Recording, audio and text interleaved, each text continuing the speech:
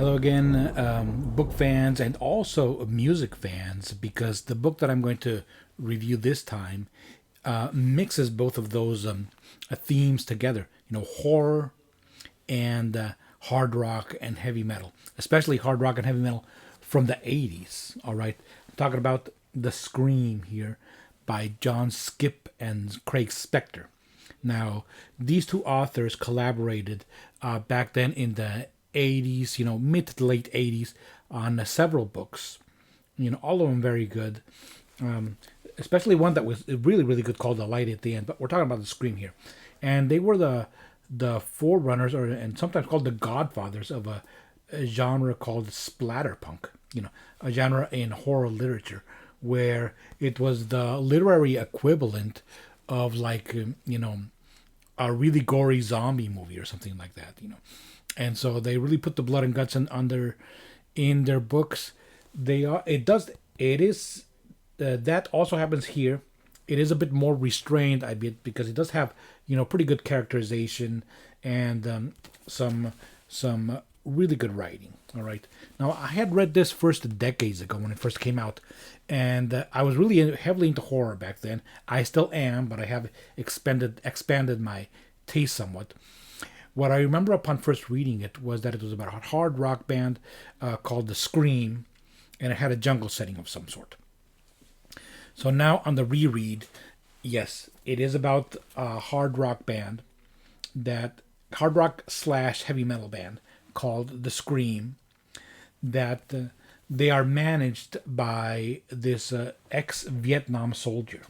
Now this manager, back in the Vietnam War, because there are flashbacks to that era.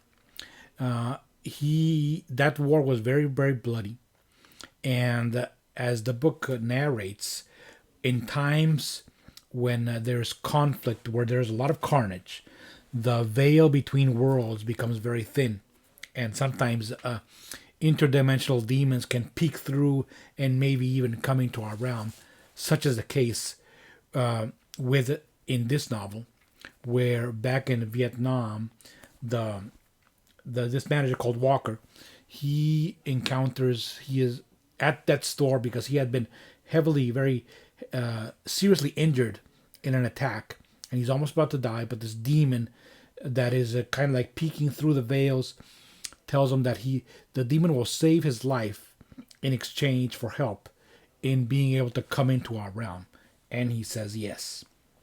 Years later, he becomes a rock manager, and he manages this band called The Scream. And this band, which is comprised of bass, drums, guitar, keyboards, and a lead vocalist.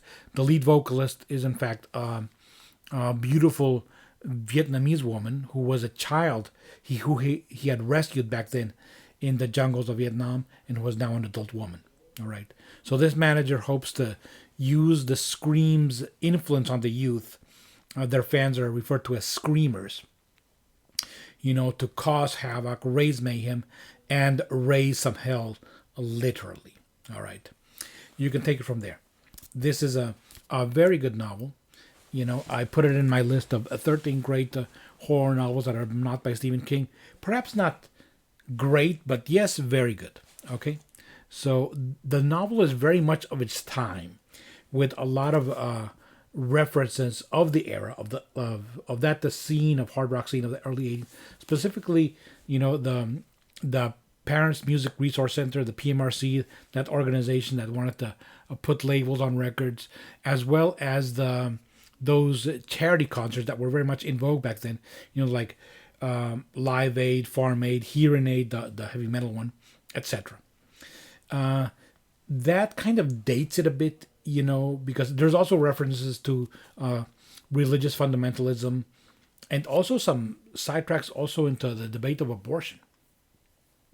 But anyway, what dates this novel a bit is that, heavy metal and hard rock music is shown as being the main influence of the youth. That is no longer the case, of course.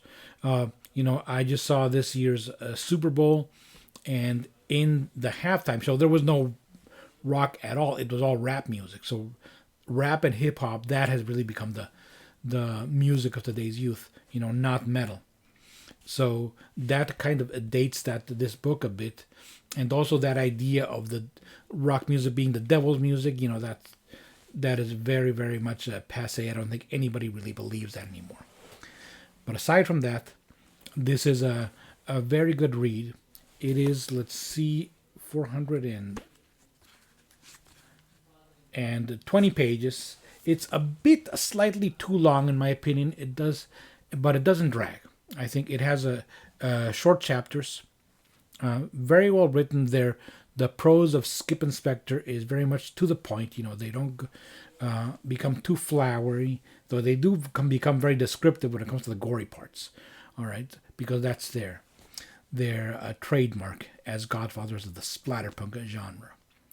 The Scream by Skipp and Spector.